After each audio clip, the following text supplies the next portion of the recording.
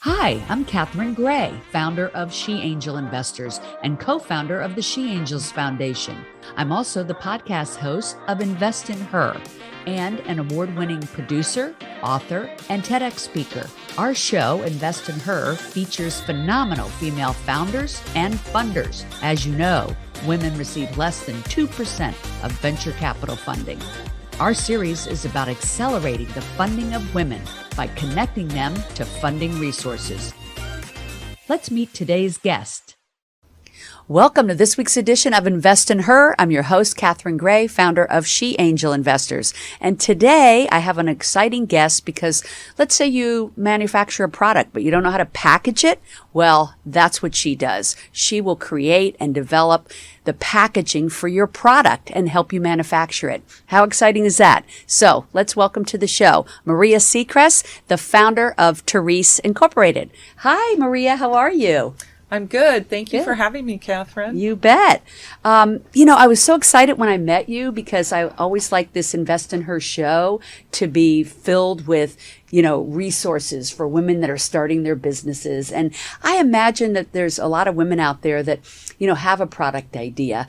And so we're going to talk about, how do they create the packaging for that in order to be able to sell it in stores and whatnot. But first, I always like to learn a little bit about the guest. So you were sharing with me that you were born here in California? Yes, native Southern California girl. Yeah.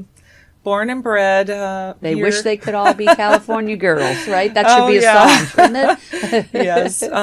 No, feel very fortunate. It's a great place to grow up in Los Angeles. I grew up in the city in East Los Angeles, and then went on to stayed close to home and went to college at USC, right, where I received a degree in business from the School of Marshall there. Yeah, and Marshall School is like so well known for being such an exceptional business school, right? So do you feel like that really, really prepared you to be a successful business person? I feel really fortunate to have gone to USC, and when I went, it was very different than I think of it today. But I do feel there was a lot of preparation there. But I think the best preparation is the school of being out there and doing it every day and being in the real world. So whether that's part-time jobs or internships or whatever, I think it's the combination of all of those things that gets you to a point where you really can conceive and run your own business. Yeah, I agree with you. And I wanted to mention that we met at the BRA Network through Carrie Murray. Great. Yes. And BRA stands for, of course, Business Relationship Alliances. A lot of people are like, what? The BRA Network. Yeah, it's not this but they give everybody a support. And I'm so happy that we met through that because I was fascinated with what you do, because I don't think I've ever met somebody, a woman that has their own company that does this packaging and branding and manufacturing of, packages for products. Like you were explaining to me, like your clients' products might be found in like Sephora or different stores, because you really focus on, is it beauty and but also food and products. Yeah. So a big focus on beauty. It's really I guess a niche business in a way. It really is. It is not, people ask me what I do. I'm like, okay, we help bring products to look good and be presentable, whether they're in Sephora or Ulta or any store, retail store, or even just being sold, direct to consumer. So much money is being spent on how things get packaged and get sent to your doorstep or, show up at a retailer. So there's all kinds of packaging and all types of very specific requirements to sit on shelf in various retailers. Yeah. And so all the ins and outs of that. So somebody has a product and they want to get it packaged so that it will be accepted into these major department stores or drugstores or wherever. There are certain requirements that you're aware of, so you know how to package it so that they'll accept it, right?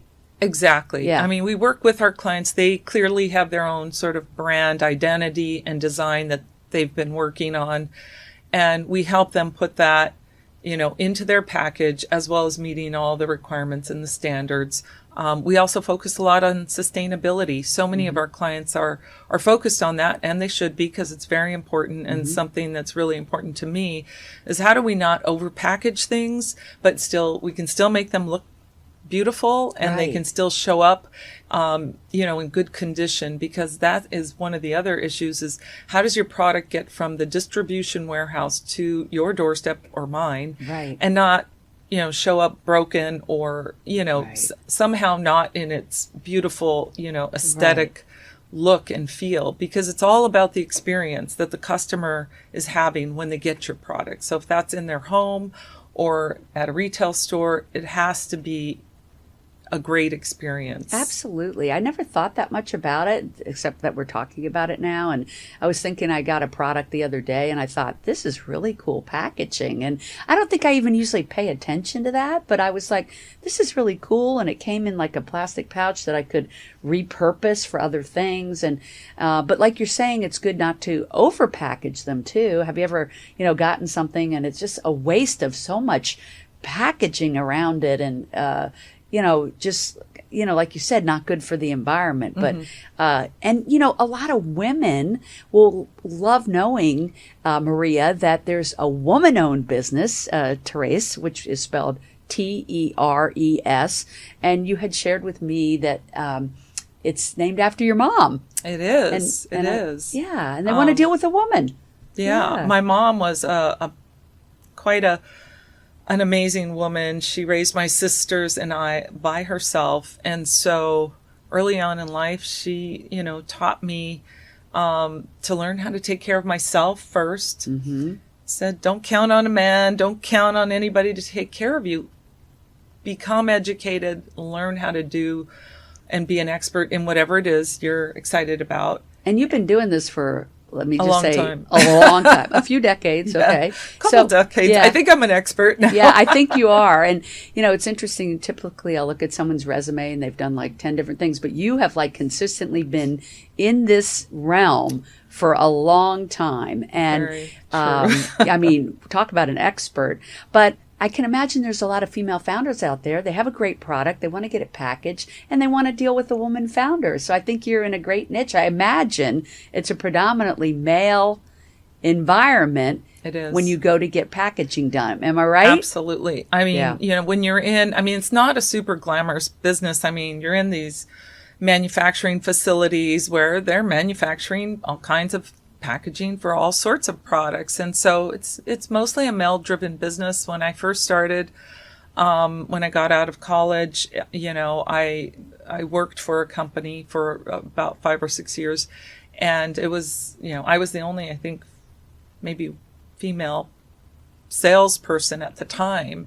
And then, I started my company in 1996 and went out on my own, and still to this day it's predominantly male. Although when you narrow it down and go into the beauty business, because I focus a lot on the beauty side of packaging, that is more female, because your clients become more in the, they're more female owned businesses, which is great. Creating like lipstick, perfume, things like that. Exactly. Yeah. Whatever their brand is. There's so many great brands out there. I was just at a great event about a week ago. A lot of female owned brands, and it's exciting to see, and they're doing great things, and they have a lot of really good programs and products that are sustainable, and they're clean beauty. And so we actually feature one in our film coming out called Show Her the Money. It's called Indie Wild. And it's a beauty product. They started in the U.S. and then it's an Indian woman that actually created it. And so it's got a huge market also in India. So it's like a global product. But that's great. I know what you mean. More and more women probably in that space than most industries when it comes to products, right? Yeah. Right. And now more than ever, too. I love that I'm seeing so many women, bring their products to fruition. And so that in that side, the product side, it feels like there's more women.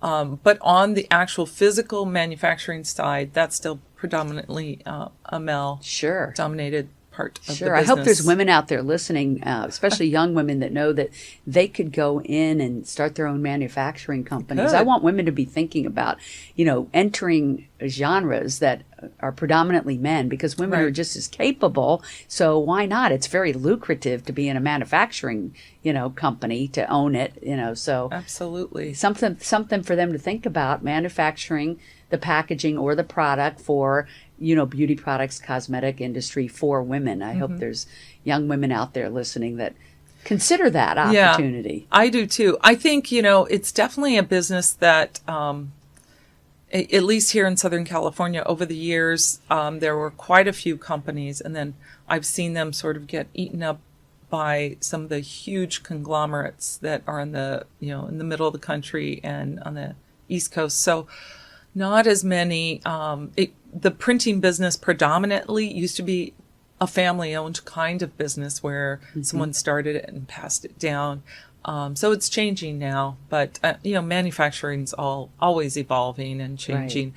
But I really help my clients focus on what they want, how they want to be perceived in the marketplace, and then help them figure out where the best manufacturing is. It's not, right. I mean, a lot of times it is here in Southern California if you're here, but that doesn't make sense if your product's being filled on the other side of the country. So you have to look at all the variables and then look at the manufacturing facilities and what they specialize in, because different manufacturers specialize in different things. So I can look at that knowing all the various manufacturers that are out there, or a good chunk of them, and really help put that business in the right spot so I love that they're achieving, some goals, whether it's cost or a combination of cost and where they're located. I love that. So you can steer them in the right direction as to which manufacturer to use for their packaging and or for their product.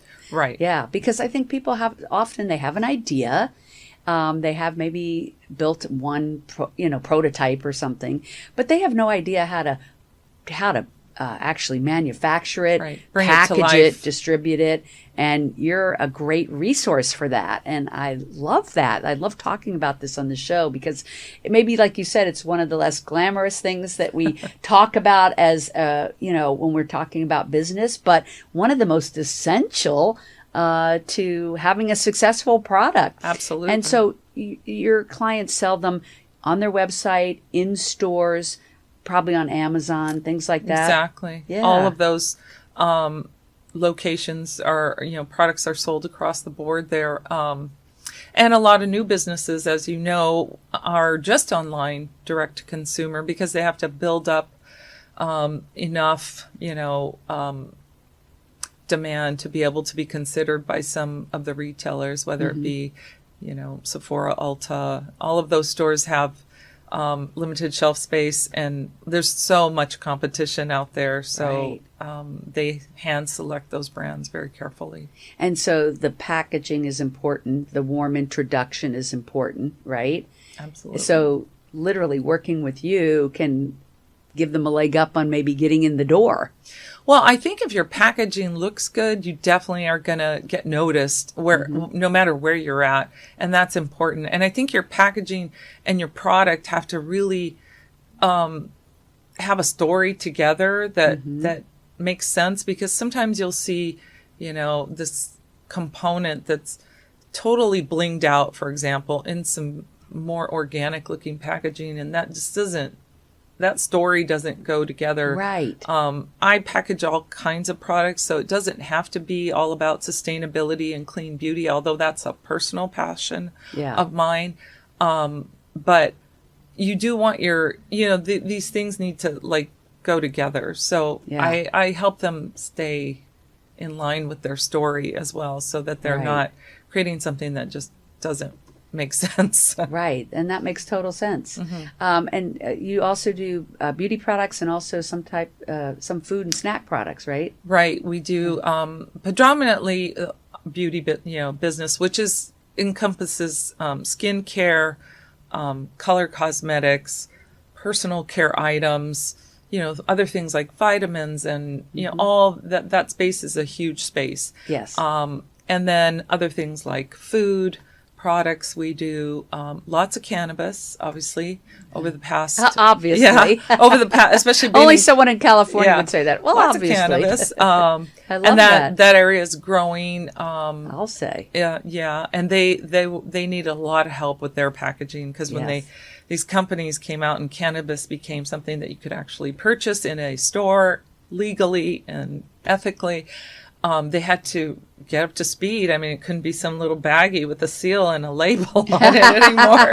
It had to be something actually that spoke to the consumer. So, we worked a lot on a lot of cannabis brands. And so they have a lot of, there's a big presence of that in what we do. And I love that. And are you allowed to name any of the brands you've worked with, maybe that we would see in a store, Sephora or Nordstrom? Yeah. So I've been really fortunate. I work with some great brands, Murad and Tatcha. Oh, wow. Those are well-known skincare brands. Yes. Beauty Counter, just to name a few. Some other great brands. I mean, they're all very interesting and focused on different sort of segments of the industry. Right. Now, speaking of products, I love what you just shared with me before we went on air, and that is that you're coming out with your own product. Now, I know we can't really talk about it, but I just want to say that, you've been in this space packaging everyone else's products, and it's very exciting that now you're going to step into that new role of creating product. And you and I had a conversation about, growing up with a single mom really impacts a lot of women, because I have a lot of women on my show, successful founders that tended to grow up in a household with a single mom. And I do think it makes women often more resilient and more determined to be very independent, right? Yes, I agree 100%. I am working on something, and maybe I'll come back if invited and share that on a separate time. I would love when that. That's to a point where I can share it with you. And Is it in the beauty industry? It is. Okay, it is. Cool.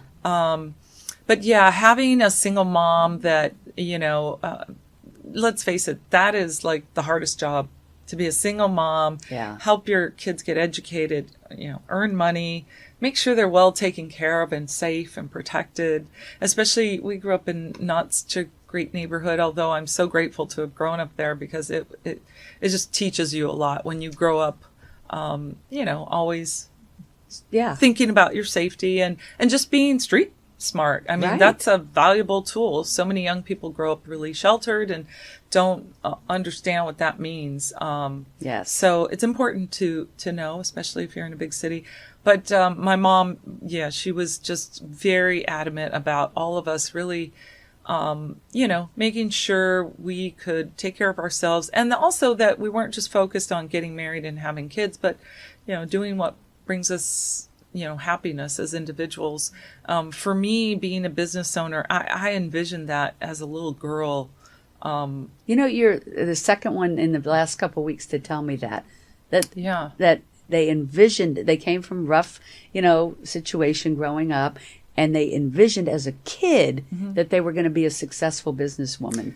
And I think, that's like some great seeds to plant for our young, for our daughters and young. Totally. Not that I have one, but I do do have a granddaughter. I don't have my wife, any children myself. I have 6 amazing nephews and nieces. Yes, that me too. Really, been involved in their lives, and some of them consider me their second mom, which is a real honor. Yeah, and I have friends who have daughters that I consider like goddaughters. So exactly. Yeah, and yes. I want to see them know that they can be fearless, that they can do anything.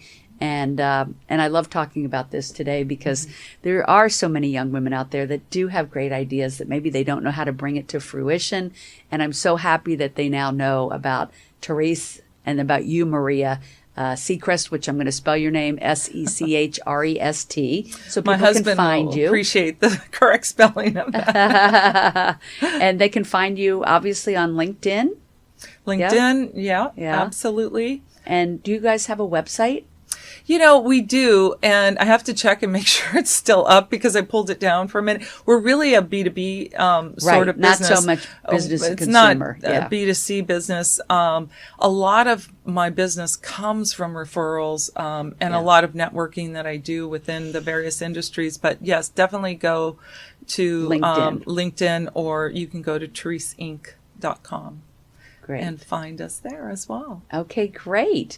And are you on social like Facebook and Instagram, or do you like to keep it on LinkedIn? I mostly keep it on LinkedIn. And the reason is because when you're dealing with clients who are launching products that are not out on the marketplace, you actually sign NDAs, and you have to really keep that stuff close to the vest, because these are products that are coming out, and you really want to make sure that they are doing their announcements. Right. It's really not my place to announce my clients' new products. But how exciting, you get to hear about the products before everybody else. Absolutely. But I really respect all of my clients, and the time and the energy and the money and the innovation that goes into the products. So I'm very careful to respect those NDAs and let them do the announcing. But I'm super excited when I see their social blowing up.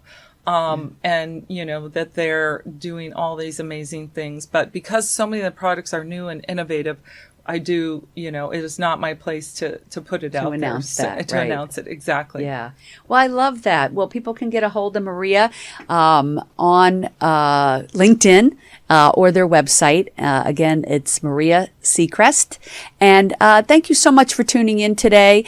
I just want to mention that I do have on my Show Her the Money shirt. That's our new movie coming out that talks about how underfunded women are and how they can get funding, and how more women should become angel investors in other women. There's so many new venture capital firms out there started by women, for women.